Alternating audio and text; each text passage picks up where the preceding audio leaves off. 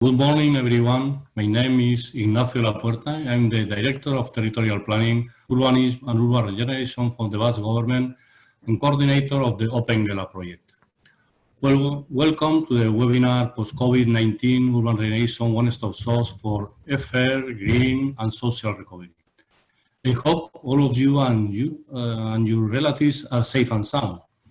Now that a year has passed since the Opengela project started, it's a real pleasure to host this webinar this morning with 5 other projects focused on the one-stop shops and with the Executive Agency for Small and Medium-Sized Enterprises. I'm delighted that there is a diverse audience with more than 180 attendants from 26 countries of 4 out of 5 continents. The COVID-19 pandemic and the subsequent socioeconomic crisis facing the EU are going to affect all urban regeneration projects we are focused on. There are important challenges which are ahead of us that should count opportunities.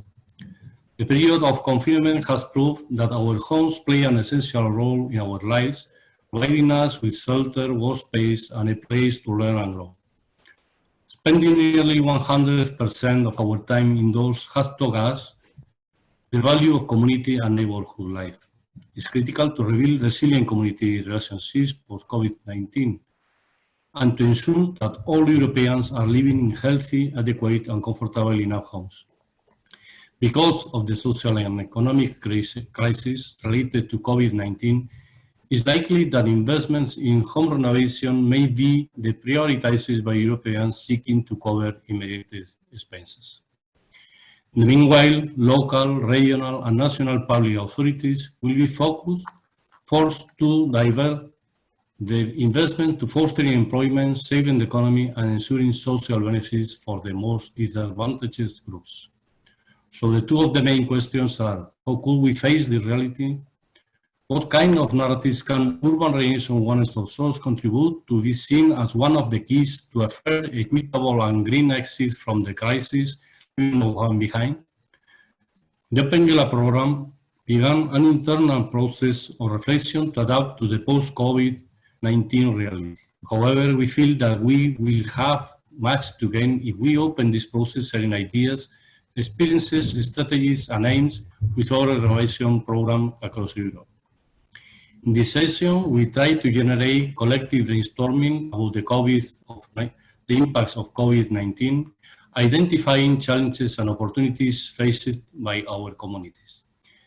This is a period of high uncertainty at many levels, and therefore this webinar does not intend to provide clear answers or mild solutions to the challenges we face, but rather to be a thought-provoking and knowledge-sharing experience. Moderated by Stephan Renner from the Executive Agency for Small and Medium-Sized Enterprises, we are going to have a conversation with 6 different one-stop source projects. After the conversation, discussion will be open to answer the big questions that all of you could ask during the event with the Q&A tool. Please do not use either the chat or the raise hand tools. Christophe Milin, from the Executive Agency for Small and Medium-Sized Enterprises will come to conclusions and close the meeting. Finally, I noticed that this webinar is being recorded for posting on our website. I hope you will enjoy this event, and thank you so much for being here. And now, Stephan, you have the floor. Thank you, Ignacio, and welcome to everyone. Thank you for this initiative. The idea of this webinar today is to really start with exchanging about the post-COVID recovery ideas, and home renovation has an important role in it. It's labor intensive, and it is important, as we know, most of us in home office, we know how important our home is. We also have not only in common that we're now having additional jobs like being home teachers or cookers, providers for the family all of the time, but we also have another 2 things in common, which is climate change is not over. The climate crisis is continuing, and also the economic recovery is something that is of concern in all member states. So we have here 6 projects that tackle specifically home renovation in different member states. And we would like to present first this project quickly to you, and then making best use of our time, exchange on different strategies on how to deal with the current crisis in terms of citizen participation, financing, and more practical terms. They are all projects from different member states. Without further ado, I would like to start with Andoni from Opengela, which is a project that is financed by Age 2020 Energy Efficiency and in the Basque Country. I forgot to introduce myself just quickly. My name is Stephan Renner and I work for the Executive Agency for Small and Medium-Sized Enterprises of the European Commission, and we run the Age 2020, a lot of Age 2020 projects. We run the program and we support these projects. Andoni from Opengela, everyone has around 3 to 5 minutes to quickly introduce the projects, and I will look at my time, and we have to be disciplined because we want that you audience, that you have the best use of time. Andoni, the floor is yours. 3 minutes.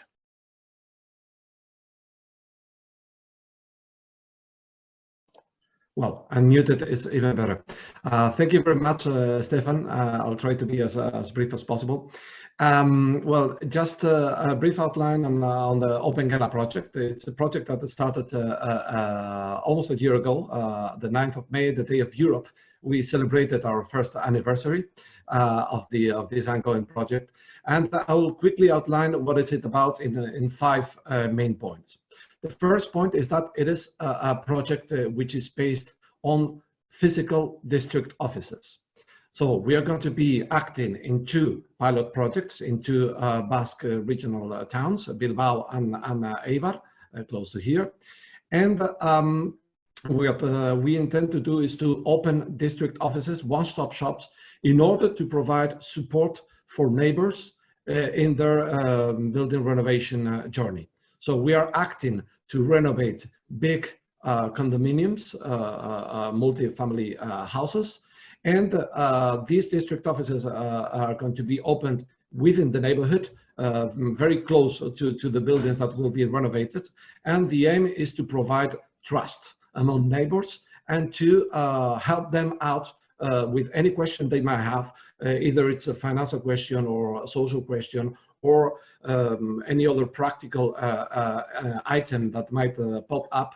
Building renovation and condominium renovation is not an easy task. Therefore, a lot of doubts may arise in the way, and we are there in order to support the neighbors. Okay, so that's the first very important element of our project.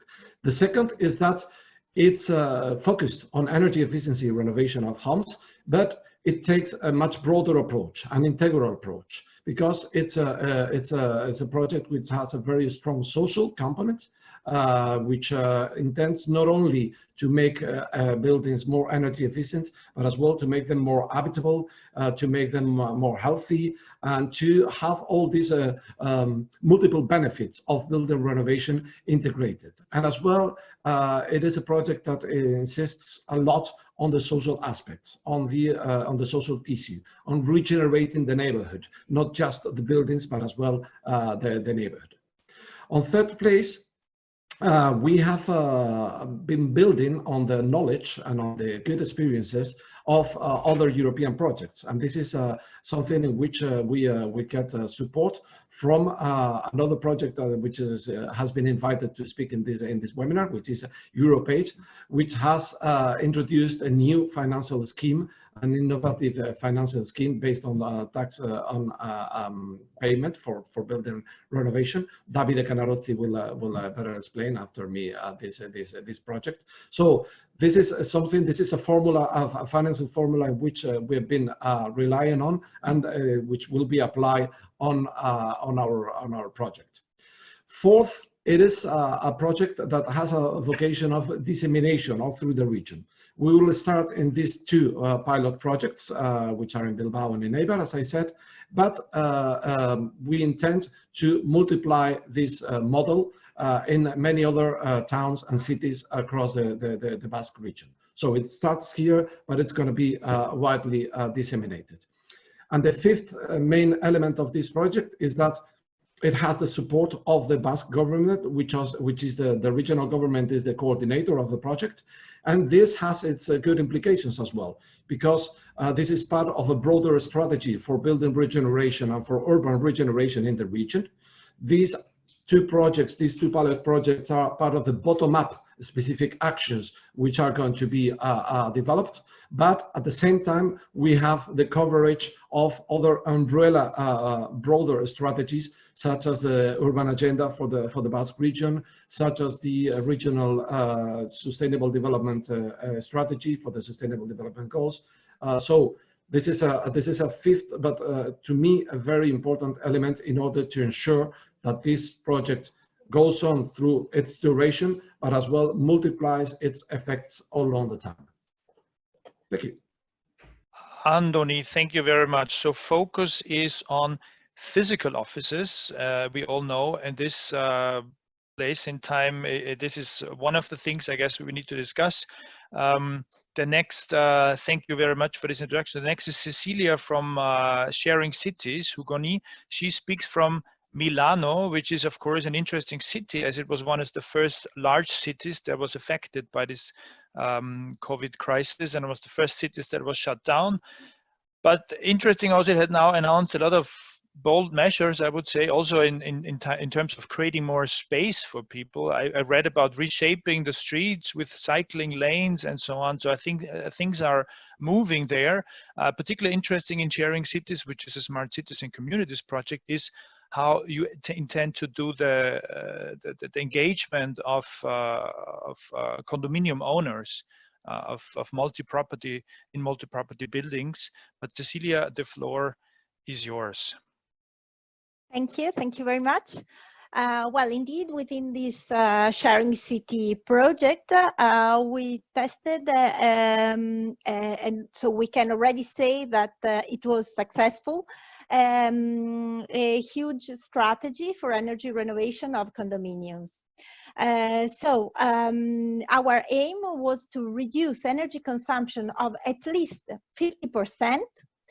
So we are talking about very deep renovation involving both the building envelope and of course the generation of heating. And in 21,000 square meters. In 3 years, we arrived to renovate 24,000 square meters, around 300 apartments in 10 buildings within the district, the Sharing City district, which is a quite huge district in southeast of Milan. So the strategy was based on first a virtuous competition between owners community. This was because we had just 3 years time to design, do design the intervention, engage flat owners, do the works. So I mean, it's not a long time. So this competition helped to overcome the barrier that is this decisional approach in condominiums, no? Which we are talking about, of course, assemblies of flat owners where one person, one vote. And then the very interesting part was a strategy based on co-design of energy measures. This means that since the very beginning, so since the energy audit, we worked with the flat owners in a very organized, of course, way. And this was approached by a consortium where, of course, there was the contractor. In this case, it's, well, my company, Teikos, but working with an environmental NGO, with the university, and of course, with the municipality of Milan. So a very strong public-private partnership, we can say.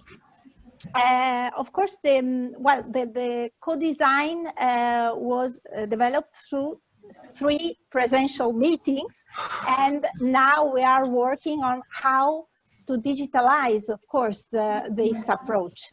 Because from one side, the aim of these meetings was to identify the energy champions in each owner's community. This was very important, and somehow to give them the information to be the first ambassadors of the project towards the assembly. So all flat owners were invited to participate, but of course, just not all of them wanted to dedicate their time to this.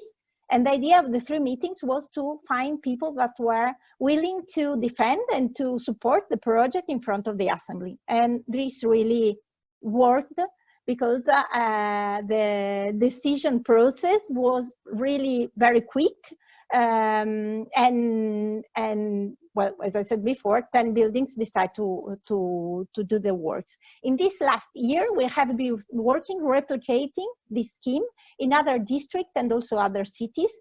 And just when the COVID crisis blocked, when we started with the lockdown, we had a lot of co-design process in different cities in north of Italy that were starting or were in half of the process.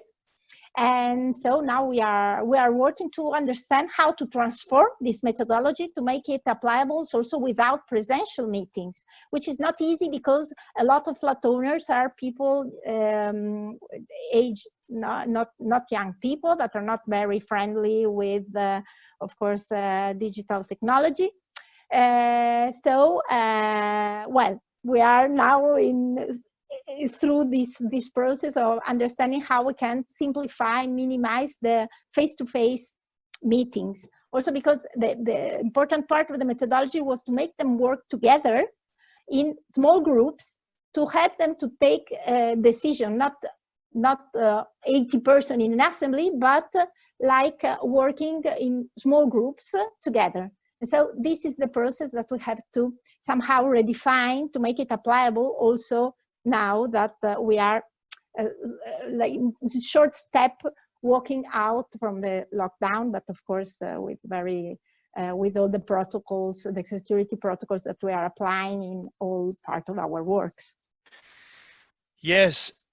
So one of the strengths, which was this co-design or co-creation of measures with the ambassadors to help the assembly convince others to join in, is now difficult. So basically we can come back to discussing what route forward you plan to do a bit later.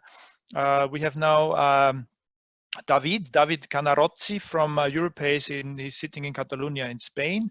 Europace is this home-based financing formula which David will introduce to you himself. He's the co-founder of and CEO of G&A Finance, which is involved in many projects. David, the floor is yours on Europace. Stephan, thank you very much for the introduction, and thank you very much to all the people that are connected this morning to share this experience with us. So yeah, the Europace is a H2020 funded project that is focused on the innovation in energy efficiency financing for the residential sector. It got started something more than 2 years ago in March of 2018. And the goal of the Europace was, and it is, to find solutions that are able to address in a scalable way the main barriers that are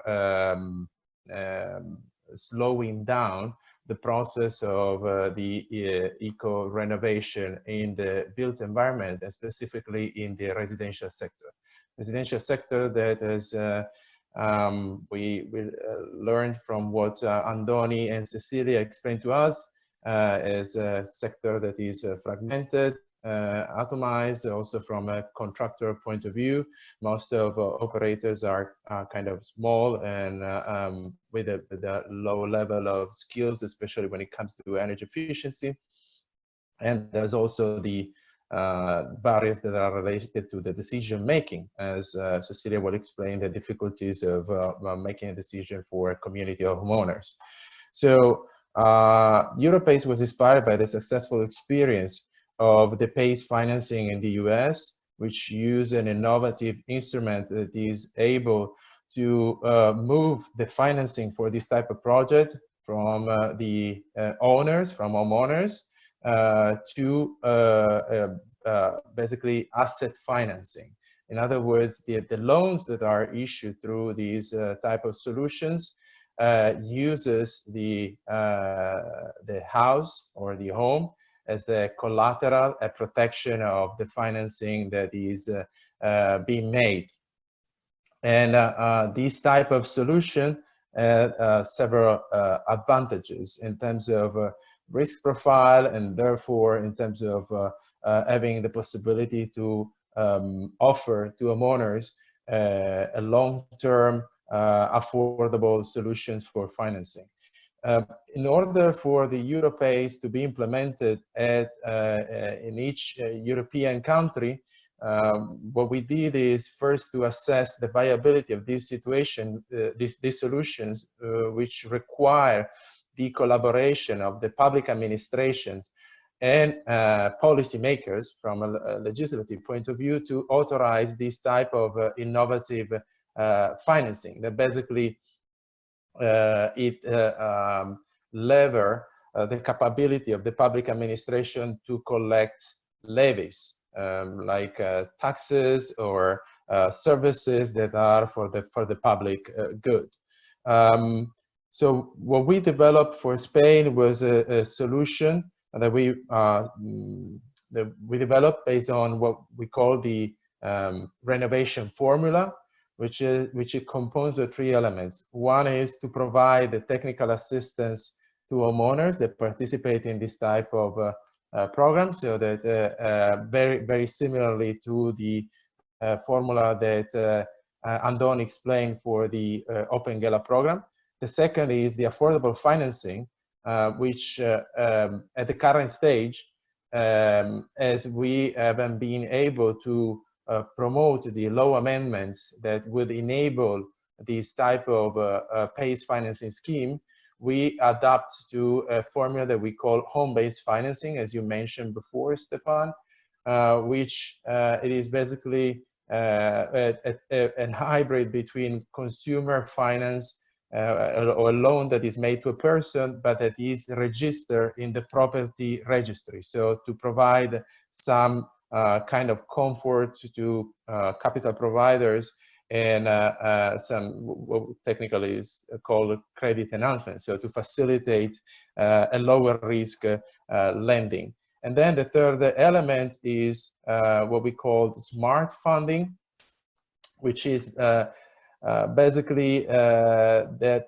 the participation from the public administration to the creation of a guarantee fund that support the programs and the loans that are done in the programs, very similarly to the approach that is being used by the European Commission and the European Investment Bank for the smart finance for the smart building. So with this type of guarantee fund, we are able to make sure that financing is accessible also for people that normally do not get access to financing, or they have very unfavorable conditions when it comes to lending. Mm-hmm.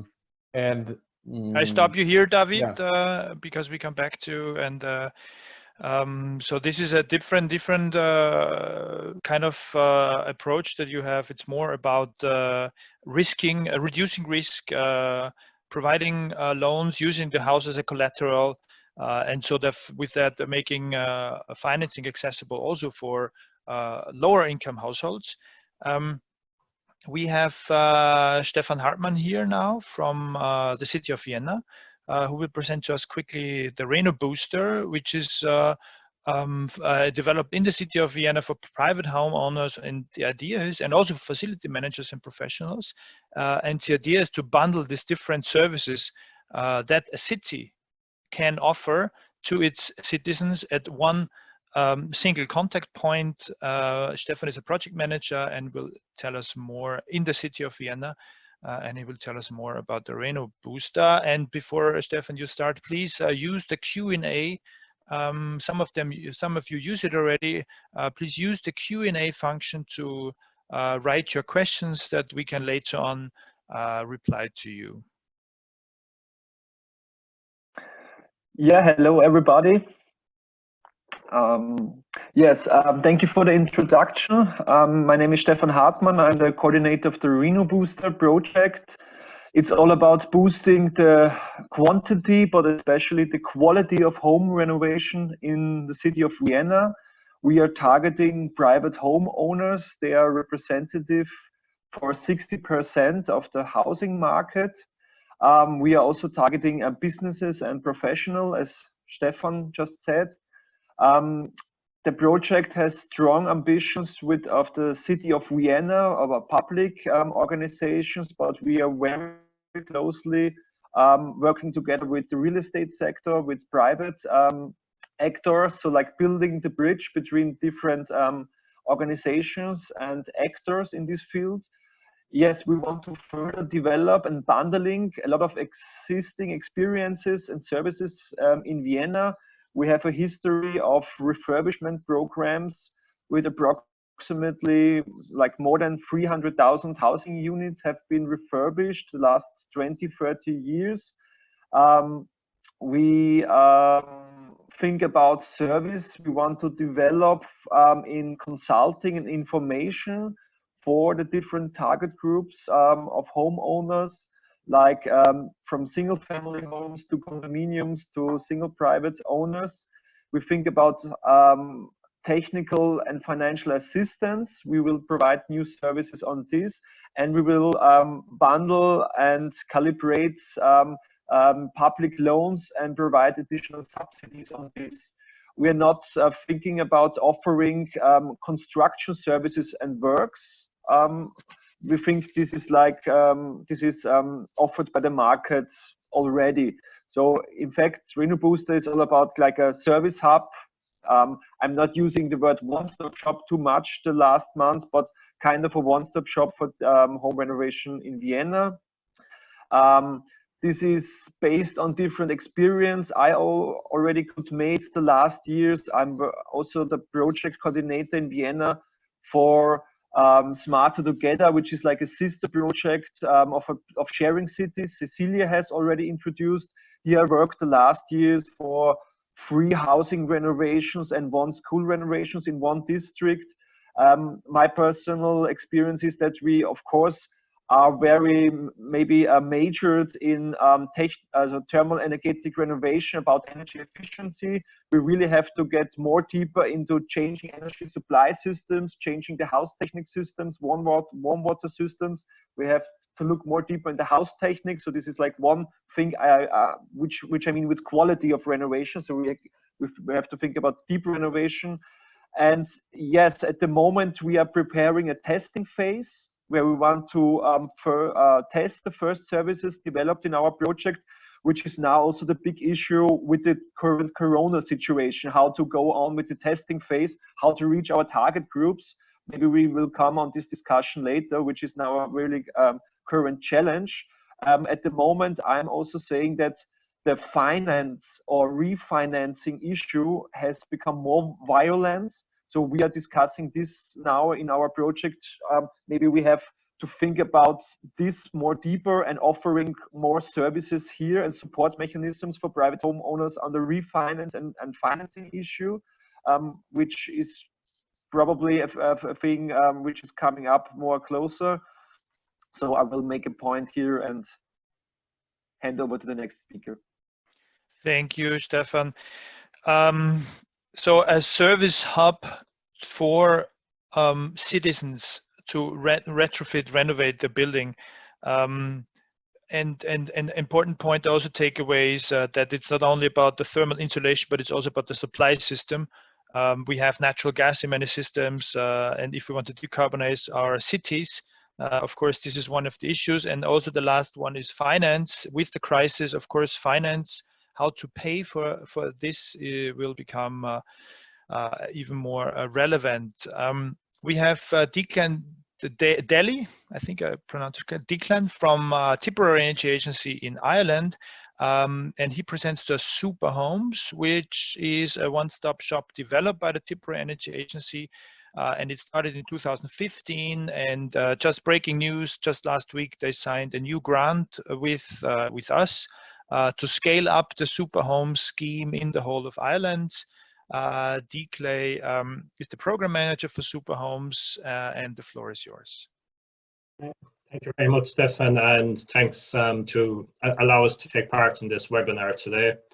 So, as Stephan mentioned, Super Homes is a one-stop shop based in, developed by Tipperary Energy Agency in 2015. It's based in the Midwest of Ireland, but supplies services to the majority of Ireland and the surrounding counties. So we support private homeowners in residential deep retrofits, mainly to improve the comfort and air quality within the homes through sensible and cost-optimum energy efficient measures. So the services we provide is from a true one-stop shop, from the first survey and design process, procurement to approved contractors, and we draw down state aid grants through the government through an organisation called Sustainable Energy of Ireland, SEI. So we provide a full technical service to help people transition towards decarbonising the energy grid. So a large amount of Irish homes are heated through fossil fuels, mainly oil and peat. So we look after a fabric first approach by insulating single family homes with an energy reduction in the region of 60%. And we look to achieve a building energy rating of roughly 100 kilowatt hours per square meter per year across our building stock. So we started in 2015, and we've increased tenfold since then in the number of homes that we've renovated. And as part of that, we look after low-income homes where people have respiratory illnesses such as asthma and COPD. So we look at it as a whole house approach by looking at the air quality within the dwelling, but also decarbonising the home, mainly through fitting air-to-water heat pumps. So a large amount of, we do a large amount of energy monitoring and optimization of heat pumps and the fabric first approach to help create future policies by the government as they try to reduce our carbon emissions into 2030 and 2050. We do see one of the main stumbling blocks at the moment we have is a finance model. Currently, homeowners can get in the region of 30% finance through the state government, but the current issue is to come up with a remaining balance, especially during the current restrictions with COVID-19.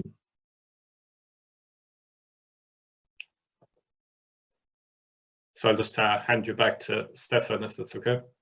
Thank you.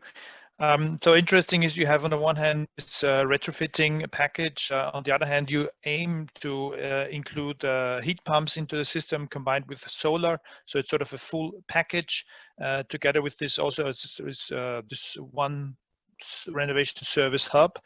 And the aim is, of course, in the next 3 years to scale up in the whole of Ireland. We have another interesting example for an Office of Renovation and Financing for Energy Efficiency, which is the ORFI project. And we have Françoise Refabert from she's co-heading the Énergie Demain consulting firm, which is based in Paris.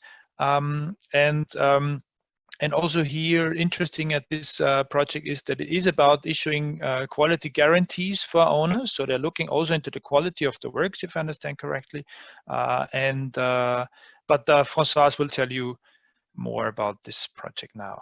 The floor is yours. Yes, so thank you, Stephan. Indeed, OFFE stands for Office of Renovations and Financings for Energy Efficiency. and it stands for a project which is aiming at building a resource center for the French third-party financing companies. These third-party financing companies, actually, we can design them as all-inclusive one-stop shops, including the design of the retrofit measures, and they can also act either as a banking intermediary or provide direct financing. And these third-party financings, they are proposed by operators, companies which are controlled by local authorities, with the objective of using the financing lever to really focus the demand and offer on efficient renovations. And basically, right now, these third-party financings do exist and have been developed by 7 regions and big cities in France. And so basically, it's half of the French territory. But they have reached development stages which are not the same. I mean, some are just being organized and set up right now. But to put it in a nutshell, all these experimentations at regional levels are still in childhood. What is interesting is that they have been designed from inception to include the financing, as I mentioned, and to fit the local authorities' challenges. So they answer the need to support the households without possibly increasing too much subsidies. They build on the trust to encourage people and household associations in buildings to go to energy retrofits, and for that they really rely on the local authorities' involvement, and so it's a chain of engagement, and it's also about connecting dots on the local territories. And finally, I would insist on the fact that it's a test, a method to deal with small project aggregation, and to apply the techniques of project financings when it comes to actually the financing of the refurbishments. So this is about the third-party financing companies, and actually the OFE project is only starting next month. So it means that I will be mostly talking about the experience of the third-party financing, and of course about how the COVID is impacting them right now, and how it challenges us to rethink about the OFE project. So basically, this OFE is, yes, as you mentioned it, is really focusing on providing resources as a resource center, but the key challenges is indeed to issue quality guarantees. This is to increase actually the willingness of people to go to refurbishments, and to answer the key issue of the lack of trust that is generally given as a drawback and a challenge to overcome in many countries. So it's real also in France. And yes, we also need to improve the means to finance, for third-party financing, to get access to finance. And actually, we will be working on this with the GNE team, who is part of the ORFE consortium. The idea is that, in addition to that, all these third-party financing projects have been working very closely from inception with the European Investment Bank, and so we really have to see how we can overcome the present challenge, which is to get to a financing scheme, which is right now applying to actually quite small projects, but being able to make it much bigger. Thank you, Françoise, for this first intro. What we are dealing now, what we want to discuss now is we are all facing similar issues with COVID-19 and recovery plans. We're discussing recovery plans in the EU level. We are discussing it at different member states. So the concrete questions to you in your project is, what is the strategy to bring building renovation into the stimulus packages, but not only building renovation, but also urban retrofitting? How do we get in this after the crisis, which is has so many implications, not only on meeting physically, but also on the financing ability of people to actually pay for this? How do we get this into the agenda? I give this now to you again in the similar pattern. So we start with Opengela. And I ask for quick replies. What is the situation in the recovery plan in your member states? How do you aim to react to this in your project? And how do you react to this COVID crisis in your project? I start with Andoni, if you want. Yes, thank you. Indeed, this is the main question that we're all asking ourselves: how to act at a very local level, at a neighborhood level, in which we're active. But we all have ideally, of course, we have already some answers. Yes, of course, yeah.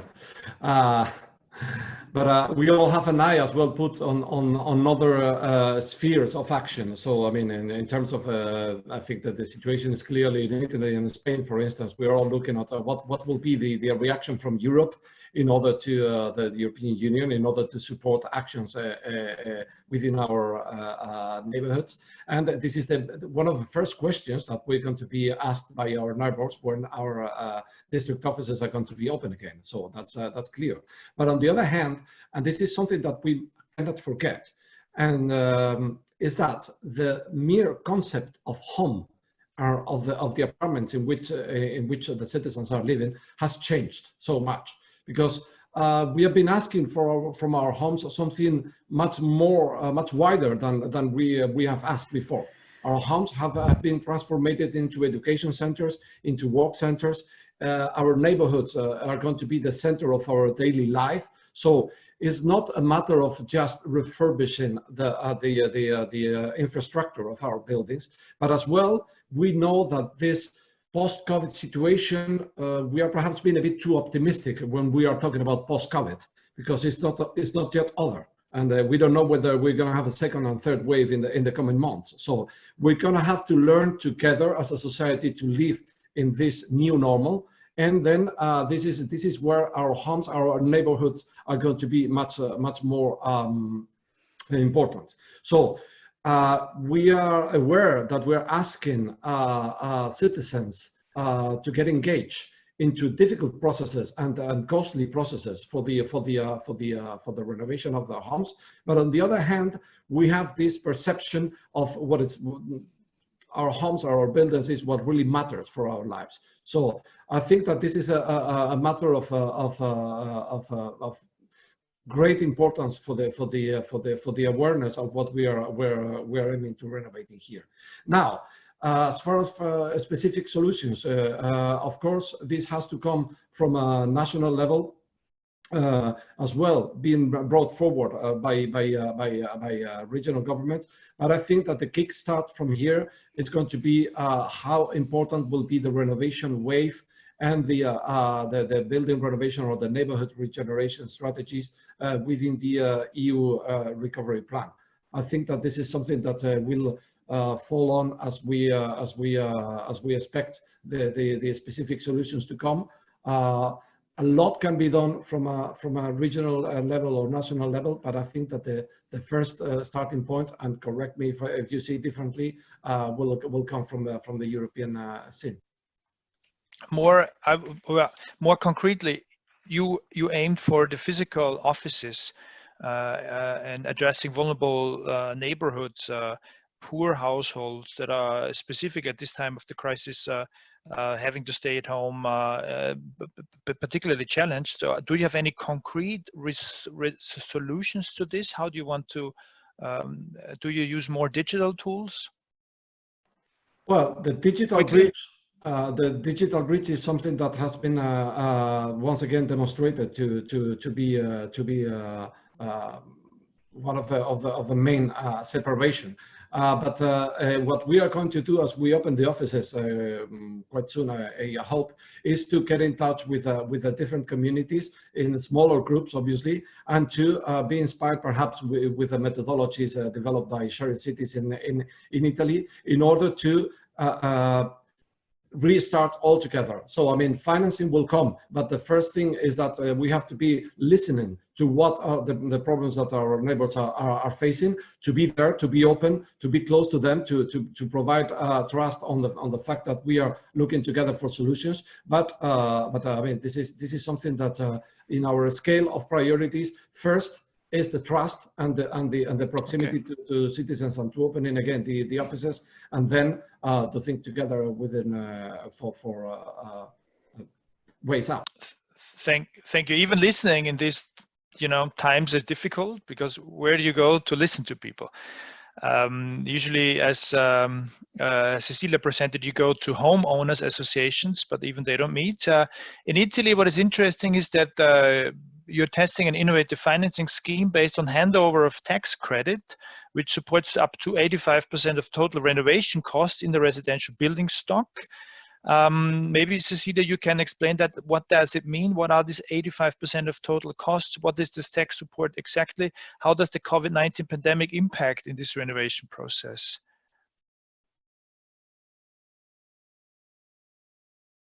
And please unmute your phone, then we can hear you. Sorry.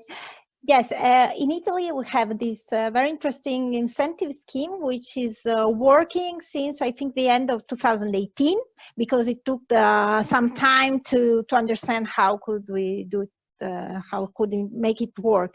So the idea is if you do a deep renovation means that you have to work also in the building envelope. Reducing your energy consumption very strongly. So we're talking about 40, 50% of energy savings.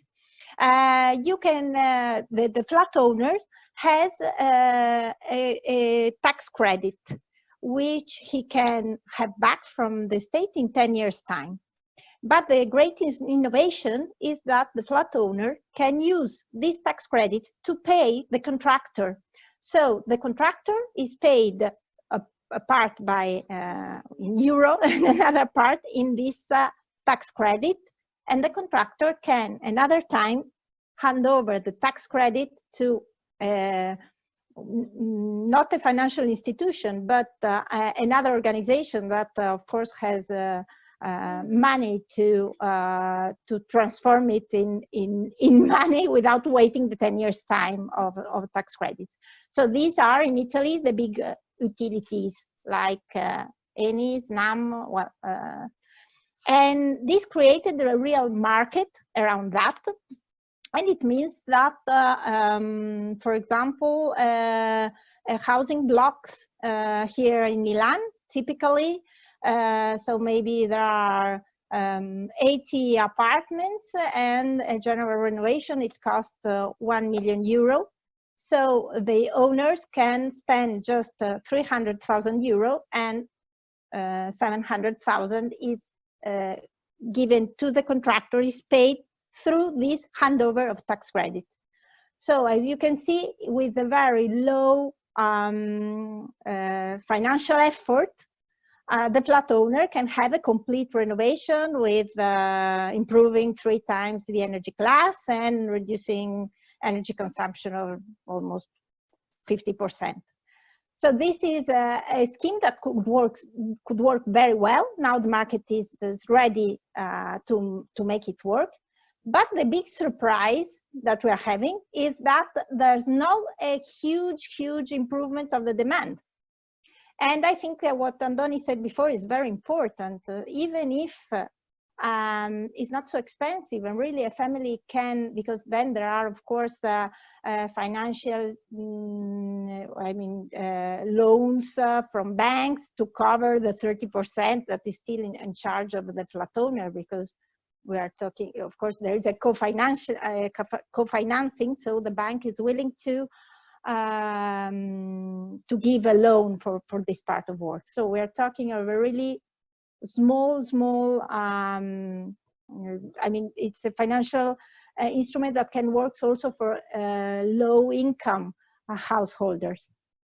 And but still the demand is not increasing so much as maybe our government was expecting to. This is because these, well, we call them cultural barriers, are still really strong against energy renovation. That changes a lot how you use your house. Of course, it changes in a better way, but the flat owner, the householder, have to understand that and to evaluate, also give some value to the improvement, not just in energy efficiency, but also in comfort and well-being. And so I think there is a really strong action to do on the, let's say, cultural part of the citizen engagement in energy renovation. Now, with the COVID crisis, our government is studying to improve this financial scheme. So they are discussing on it, and we are waiting maybe today or tomorrow the new law. And the idea is to, well, now we have 70, 75, 80, 85%, according to how strong is your renovation, if there is also seismic renovation, to bring it to 110%. So this means that the flat owner or the householders has not to pay anything, absolutely anything. And this will last 1.5 years until the end of 2021, just with the idea to give a strong, to push strongly energy renovation, and with the impact that has on the construction industry and so on. But we are worried that our concern is that maybe we will have more money and without a financial barrier really on energy renovation, but still the demand is will stay just a bit, not increasing as we are expecting to, because we have also to work on the territory at regional, local scale, as Andoni was saying, and helping flat owners, householders to understand what does energy efficiency, energy renovation means.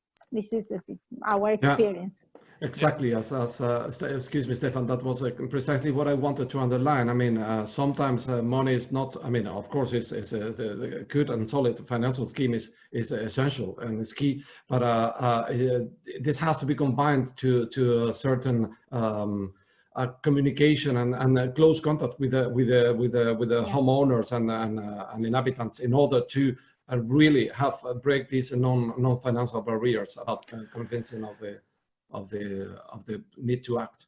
Yeah, that we see in many projects, that it's not only financing. That's something, well, we know it's cultural, it's education, it's knowledge. Interesting now when we go back to financing is, and handing over to David on this reply, is looking at the energy price and the development of the energy price, and the question how this affects our contracting models, our aim of providing renovation to citizens with the goal of monetizing the savings, and with that paying back in what way or another, through taxes or through guarantee funds or other ways, the initial investments.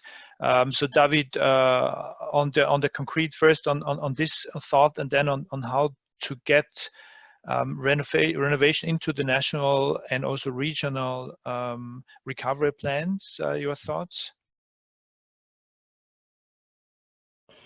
Yes, Stefan, thank you very much for the question. You know, when it comes to the energy pricing and specifically the oil drop in terms of pricing, we will still have to see how this will affect the energy markets and specifically electricity. In normal condition, this could stimulate consumption, but in the current situation, it's not clear due to the reduction in transports and economic activity. So that is the first variable that will need to be checked and keep under monitoring in the coming months. The second element is which appeared in you know, the contribution from the other participants, is that on one side, financing has been mentioned often as one of the elements that different programs are struggling with. But on the other side, I completely agree with what Cecilia and Andoni underline in their experience, that several programs and several initiatives demonstrated that there's a limited elasticity in the demand for home renovation regarding the variation in the cost of financing or the condition of financing. In other words, everybody thinks that financing is the biggest problem until we get to 0% financing at long term, and still the demand is not spiking up as expected. So all this and the get absolutely this situation goes on steroids in the present situation with unleashed by the COVID-19, where we are all expecting a huge recession worldwide that will affect economies and society for a period that will last at least from 2 to 5 years. This is not something that when people talk about recoveries and they don't know if it is a V-shape, U-shape, or other type of recovery, the reality is that nobody knows it, that as of today we have a level of uncertainty that's not been seen since contemporary history, at least since the Second wartime. And at the same time, we all know that this recession is unique because it's affecting both demand and offer of services on a scale that is unprecedented. So my word about that is that this is an unmissable opportunity to rethink about our society and our economies. The business as usual is over. The normality that we had before is over. So this is the greatest opportunity that we have in at least the last 100 years to think about what kind of society we want. And therefore, when we come to talk about home renovation, we cannot talk about home renovation in a bubble, but it has to be part of an integrated solution. It has to be part of something that is much wider, because as we all know, home affects every single sphere of our life, and now more than ever. So, and there's a limited range. Just to interrupt you, David, so Yeah. how could then Europace be part of this integrated solution that you mentioned? So the Europace, together with other instruments like the Italian Eco Bonus, are wonderful instruments if properly implemented on a national scale. So that is what we are advocating for. If you have instruments like the Eco Bonus or the Europace that do not represent a debt or a liability for the public administration, A. B, they become a security, a collateral that can be easily be financed, refinanced, and traded by the capital markets, then we have really a tool that we can use in order to boost home renovation, and then we can use also to finance people in vulnerable situations, because of course with the present recession, the ones that need the most home renovation are the ones that are for sure the ones that are not going to ask for home renovation. And the Opengela program is is the case in point. You know, we designed this program for vulnerable people, but these people right now is not thinking about home renovation. The people that now is thinking about home renovation because they are sensitive about this are wealthy people that spend some time in their house, and so they are, okay, now I understand the importance of my house to be comfortable, to be efficient, etc. We need to include a comprehensive package that includes fiscal benefits like the eco bonus, financial tools like the Europays. We need to work absolutely on technical assistance or communication and to generate awareness, as the sharing city experience and as Andoni were mentioning. But last but not least, and Stephan, we need is also the implementation of mandatory requirements. In other words, if we have requirements for cars and for transportation, it's time to be sure that every single member state can implement requirements that are increasing requirements on the emission associated to our homes. And that otherwise you cannot rent or sell your homes. If on one side you have basically free financing, like the case of the eco bonus, or very affordable financing, like in the case of the Europays on one side, and on the other side, you know that your house needs to be renovated in order to stay in the market, to have a value. We can go towards this huge opportunity that is the socially equal green renovation. Thank you, David, for this. So it's a combination of eco bonus, Europays, technical assistance, as we also finance in our projects, and of course building codes, mandatory requirements. In many member states we have building codes. It's about making them more strict, I guess. We have Stephan Hartmann working in the city of Vienna. And as I'm also from Vienna, of course, I know a little bit the discussion. It's always everything is more complex as it seems, and also the holistic solutions are more complicated when you actually make programs and try to make these programs work. As we also heard from Italy, you have a financing offer that is convincing, and in the end, the demand is still missing. In Stephan, with this crisis. Are you rethinking your project for the moment? Also with David's mentioning that the potential recession might take longer. Nobody knows of us. Are you rethinking this? Are you trying to get a new strategy to increase this demand by homeowners by making a solid financial offer, or what is your stance on that? Yeah. I would say at the moment we did a kind of risk assessment for our project, and our conclusion was, no, we don't have to change the basic framework and objectives of our project.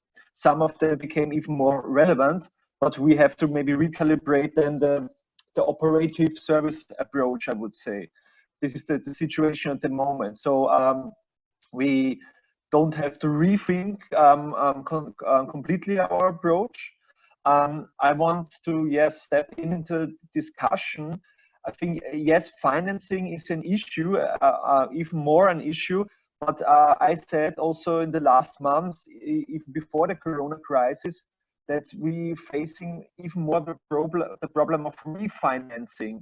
Refinancing means that even as a homeowner, maybe you can get a cheap loan, you can get cheap money, tax revenues, but probably you don't have the job and income to refinance this loan. Or if you are a business, you don't have the incomes, yet the customers at the moment, for example, for Corona crisis, think about the gastronomy or other, who don't have the income to refinance this loan. So this refinancing issue is a big problem, and to have it in a broad picture, the real estate sector is a kind of panopticon for the society, also for the inequalities in society.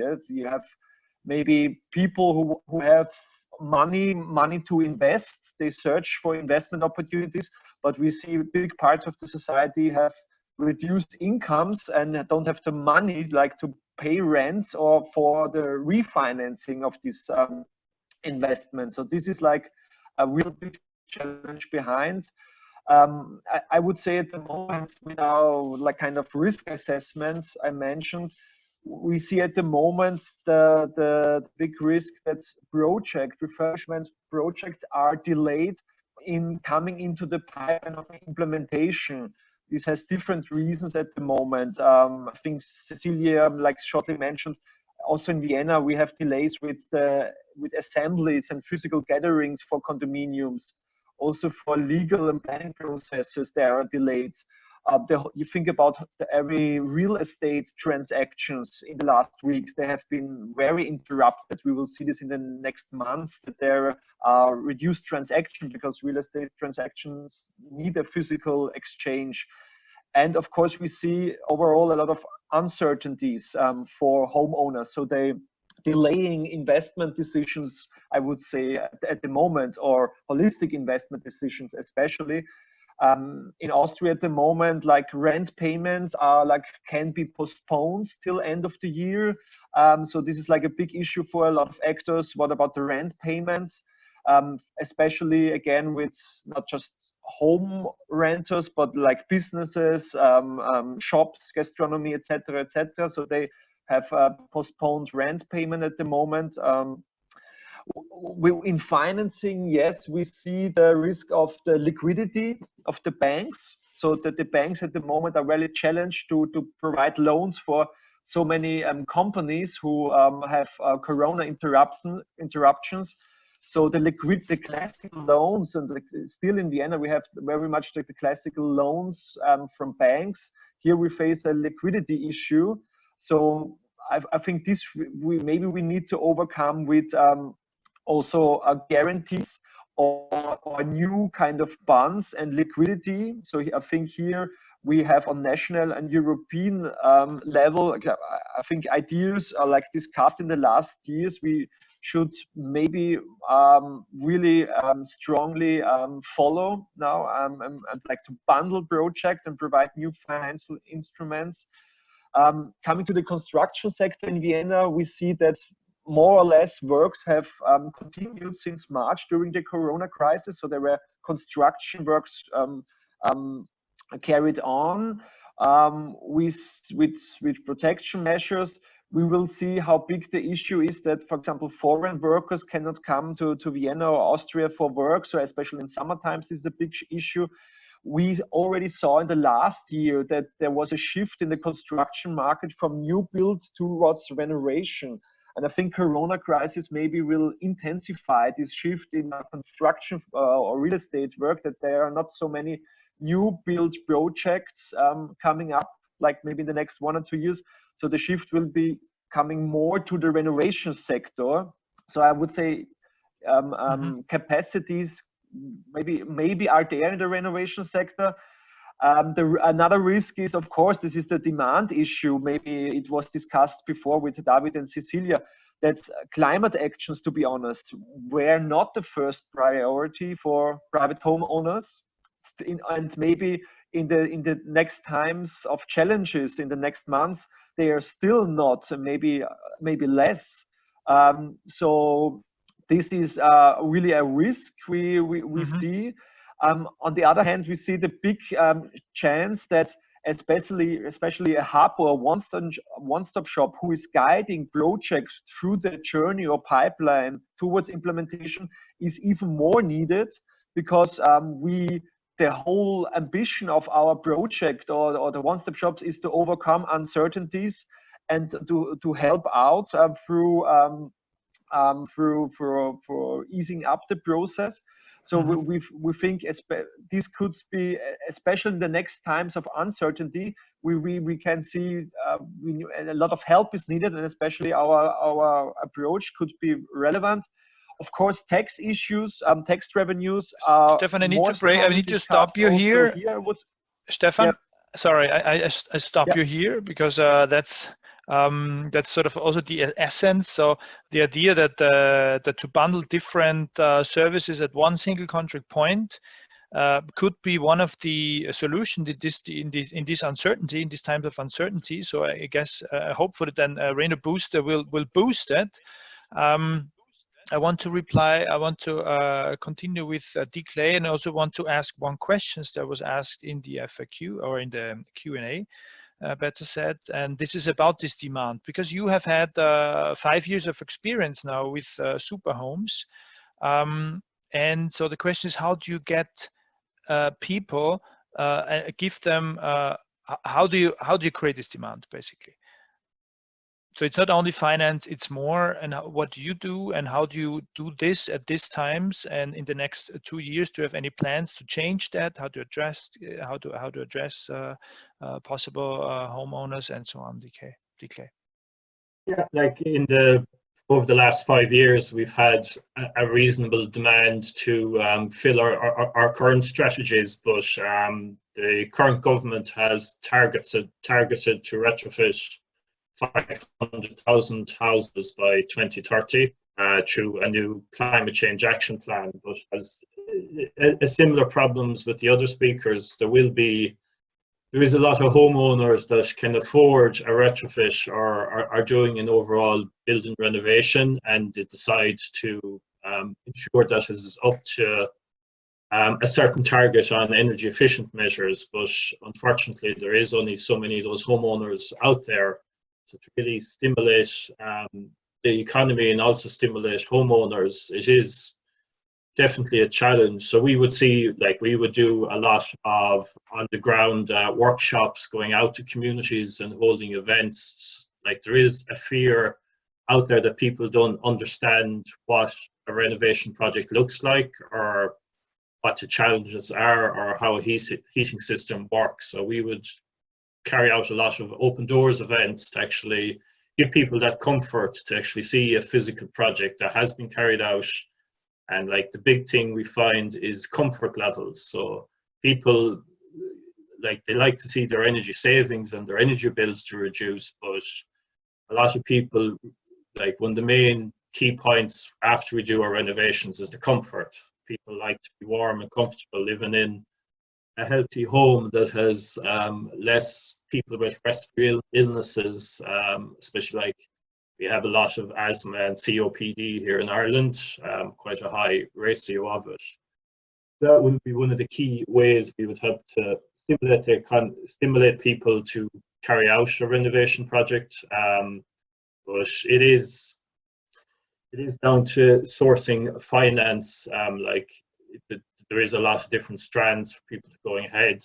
One of the points we would see here in Ireland is the lack of a skilled labour force to actually carry out all these renovations as well. Because currently we have an unemployment rate of almost 30% due to COVID-19. That was from, I think, a record low of close to 5%. So there is a construction boom happening back again in Ireland around the Dublin area, where a lot of commercial projects and hotels are currently being built, but we're seeing now that a lot of them are being postponed and shelved for the foreseeable future. So that labour force, we would see that, a lot of the speakers spoke about finance and demand in the sector, but we would also see one of the key points is skilled labour force to carry out a strong retrofit programme to help to build that confidence in the market. So when people see their neighbours or the local village carrying out a retrofit, they can have comfort in it that's going to be carried out correctly by a skilled labour force, and then the finance and the demand will follow on from that. So we would see that a long-term training program would need to be carried out, especially here, because we're not, a lot of our construction workers left to America and Australia during the last financial crash. And we were getting a lot of Eastern Europeans working in Ireland, but they're now working in other countries. So we would have a skills shortage, and unfortunately, when you have skills shortage, that is driving up the cost of renovation. So to stimulate it, we would see that possibly the government would tackle social housing first. So to train up the construction industry and also give confidence in the market, to show kind of lighthouse projects and show how deep renovations are carried out properly, and that there's a good standard and Q&A process behind it. Yeah, but essentially it's, because the starting question was how to increase this demand. It's about this door to door. It's about convincing. It's about seeing what neighbors do. It's about seeing the comfort of a new home. In the end, it's again, it's people. We are social. The people are, we are social people, and I guess this will stay important. Just a quick question, because that was asked by Ralph Campe in the Q&A. Regarding Fabric First, are you considering embodied CO2 and CO2 storage? Maybe rather the first, embodied CO2 in your equation? Yeah, we don't carry out any life cycle analysis or look at the embodied CO2 that might be in the materials. Like if it's a Fabric First approach, so some of our old building stock would be solid wall properties, so we would be doing external insulation or dry lining. So yes, those materials do have an embodied CO2 to manufacture them, because unfortunately a lot of them are oil-based products. But we do look at natural products like wood fiber boards or sheep's wool for attic insulation, but currently that is at a higher premium cost than standard measures, so you push up the cost of your retrofit. But during our studies, we have done some basic life cycle analysis, but it's not something that will come up on a day-to-day basis. It'd be a very niche part of the market that would want a more natural product than one of the oil-based ones, I suppose. But it is a very valid point. If we're retrofitting all these homes, we need to look at the embodied carbon in the materials we use, because we may be saving it within the house, but we may be pushing it into the products to retrofit the homes.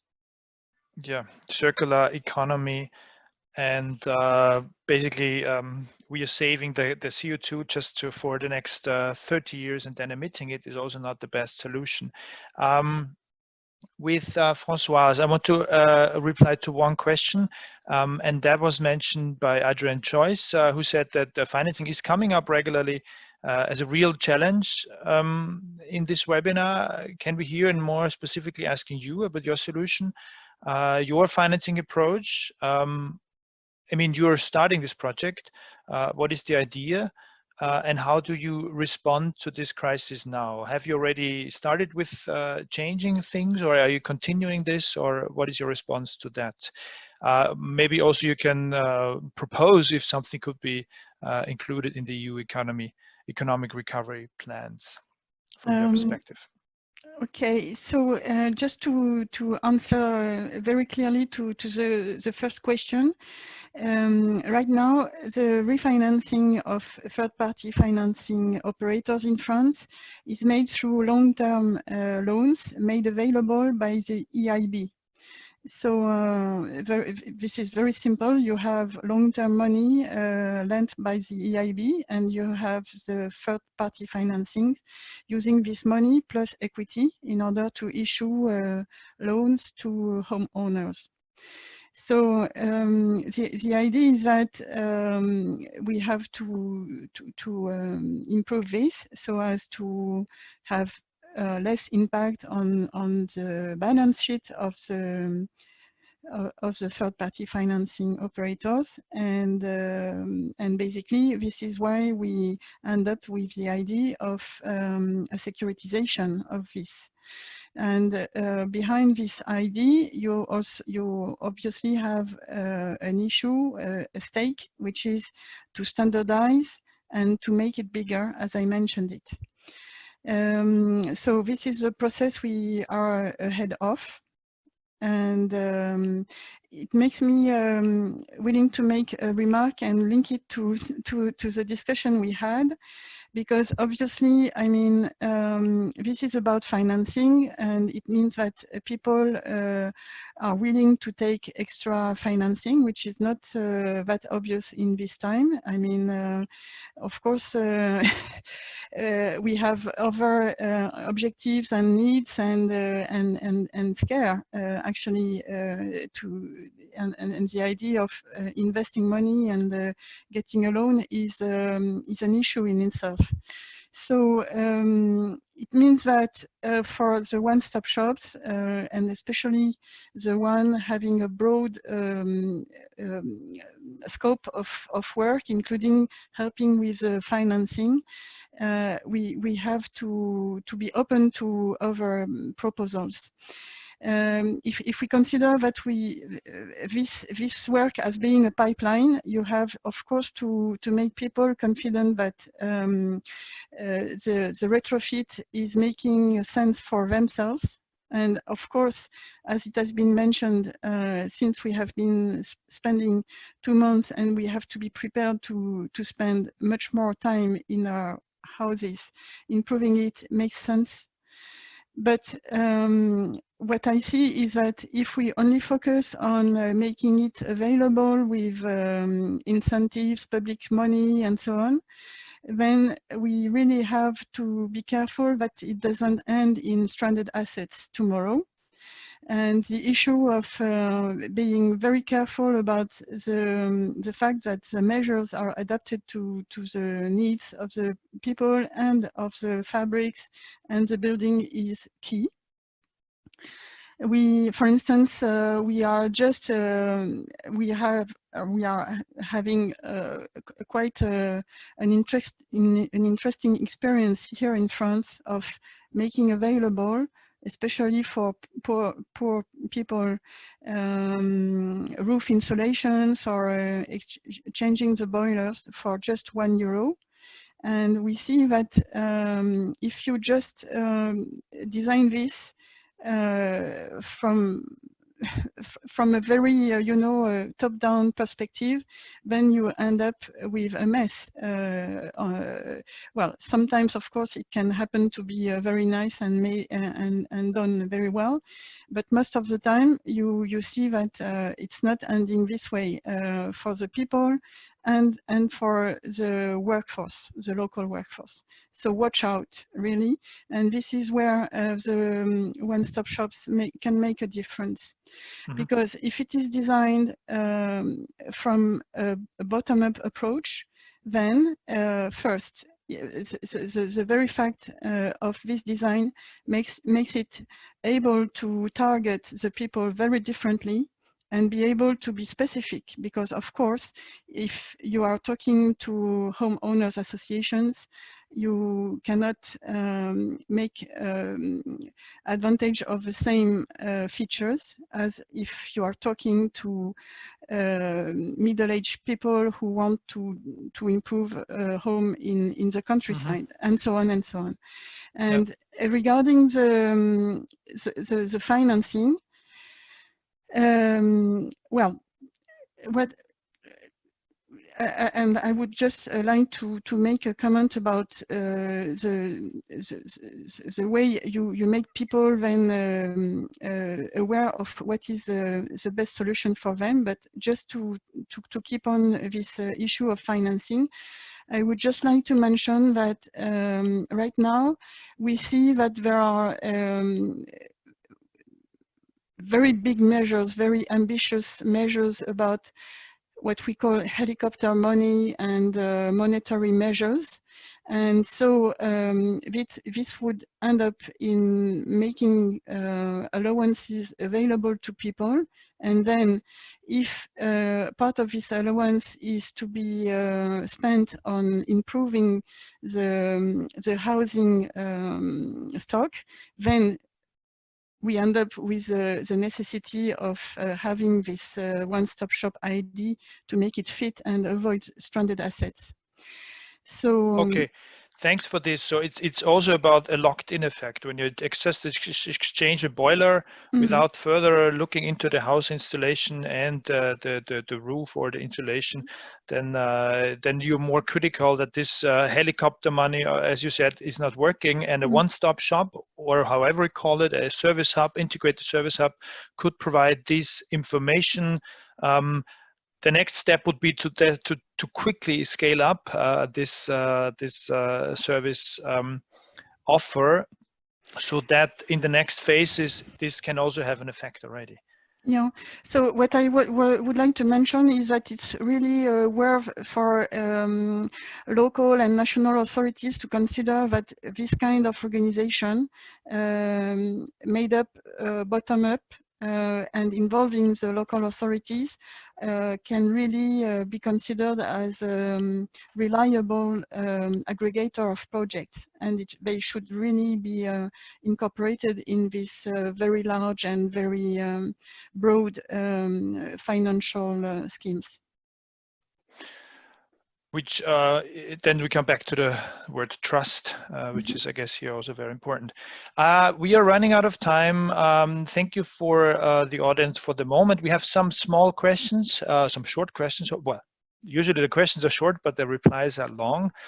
And then I would ask my colleague Christophe Melin to round up this discussion also with a more European view.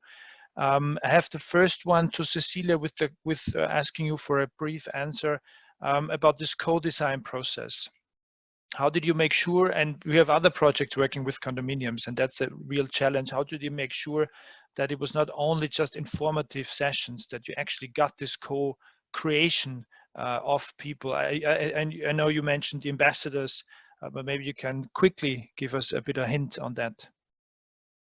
Okay, thank you. Very quickly. So I think that our strategy was successful because we follow four, let's say, 4 steps. Well, first, when you face with owners assembly, you don't have to be on a hurry.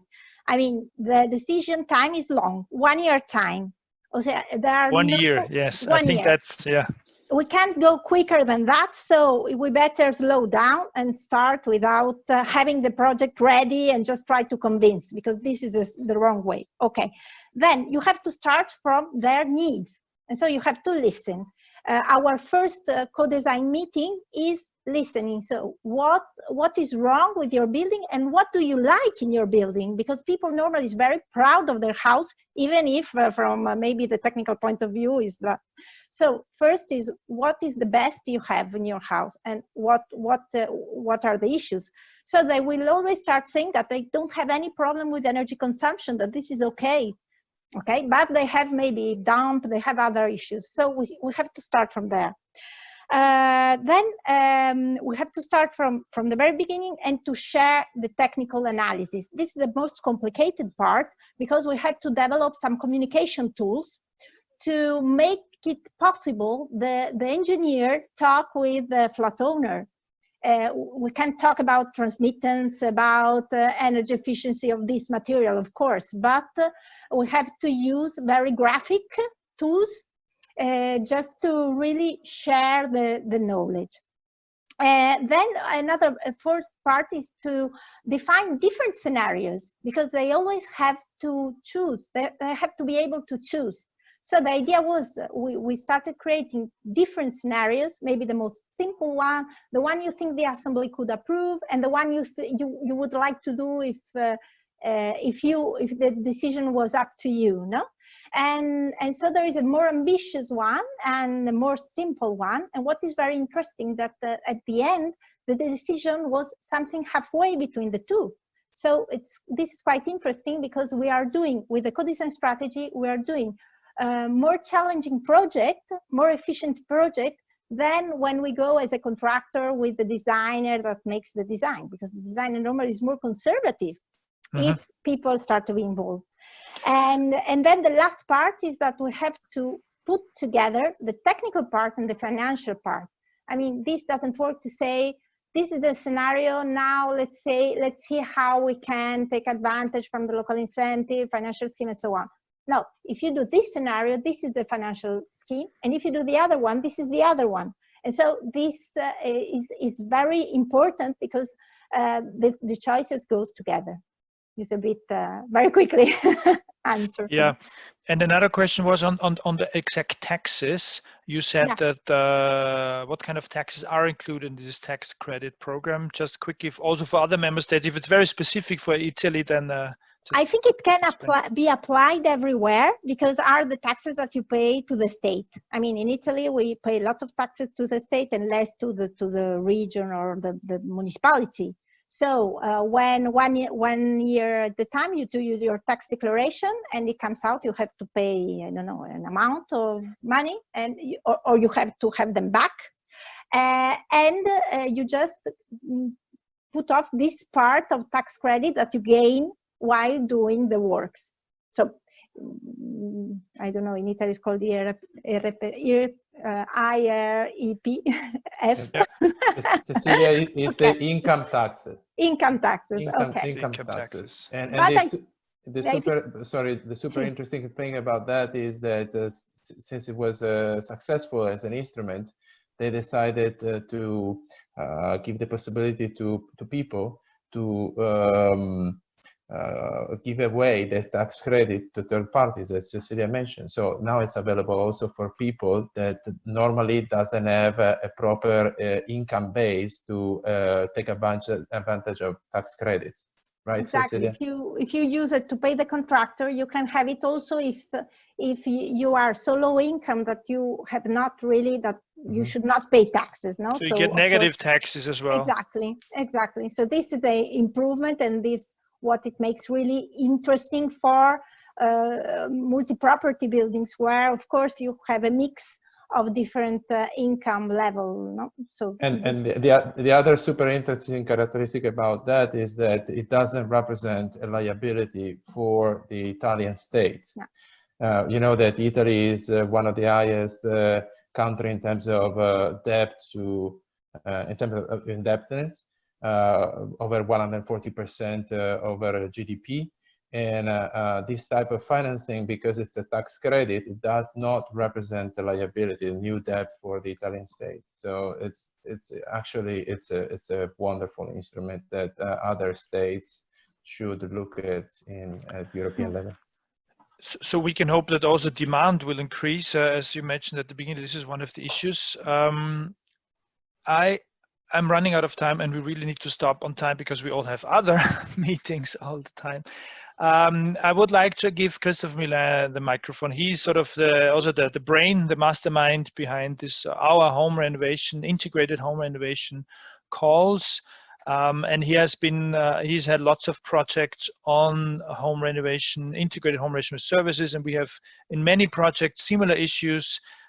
You have been listening. What are your 2-3 main takeaways from today's webinar, Christophe? Thank you, Stephan. Thank you to the speakers. So I try to briefly wrap up this discussion. My takeaways is that I mean the current circumstances of the COVID crisis shouldn't make you think everything was fine before. And in many aspects, the COVID crisis can be seen as a huge stress test in preparation for the crisis to come, and in preparation in particular for the crisis related to climate change. So the question is clearly not on how we come back to the situation before a COVID crisis, as it was a few months ago, but how we take this opportunity, this new situation, to reflect on where we want to go collectively and how. Just to remind also in terms of context, situation before the COVID, there was still a number of initiatives. There was the Green Deal communication by the end of 2019 with the goal of reaching climate neutrality by 2050 in Europe, which is still valid and even more probably. This goal obviously requires a huge investment. So before the COVID crisis, the Commission estimated that comparing to a business as usual scenario, we should invest 260 billion euros per year in addressing this target of climate change mitigation. The figure is probably higher now, or at least should be revised. In this context, there was another communication on a Green Deal investment plan with the idea to mobilize public investment and help unlock private funding, notably through InvestEU instruments. And in this context, the building is obviously one of the key targets with the objective that is still valid also to at least double the rate of building renovation in the future. Part of the Green Deal communication was on a renovation wave involving the entire value chain in the building sector, which is also valid. And as you've seen today and in the past, the Horizon 2020 program is supporting a number of initiatives to increase the refurbishment rate in housing, and in particular by developing innovative finance. So you've seen the example today of the Europace program. We have also other schemes such as Renon-Bill, using utility bills to repay for the investment.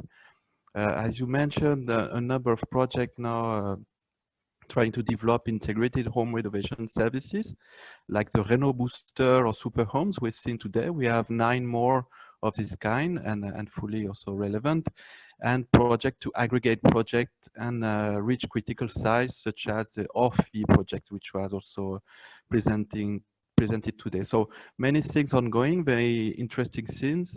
With the COVID crisis, there should probably be even more emphasis on building refurbishment, also as part of the economic recovery plans. But we saw also with the crisis that it can increase even more the difficulty of addressing this sector. So we have, I've noted some interesting idea from the discussion. The fact that it's not only about offering financing. Financing is key, okay, but it's maybe not the most difficult. There is a need primarily to stimulate demand, and in the coming circumstances, it will be even more challenging. We've mentioned financial benefit, technical assistance. The mandatory requirements were also mentioned in the discussion, and some more unorthodox approach, such as helicopter money and the possibility to add conditionality to the use of this money. So this is obviously for discussion in the future.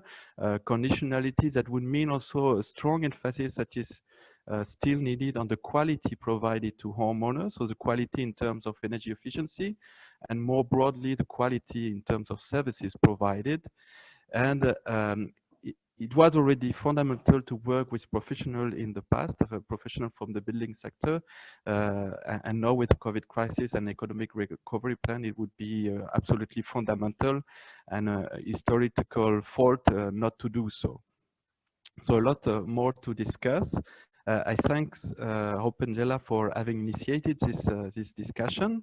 There will still need a number of these.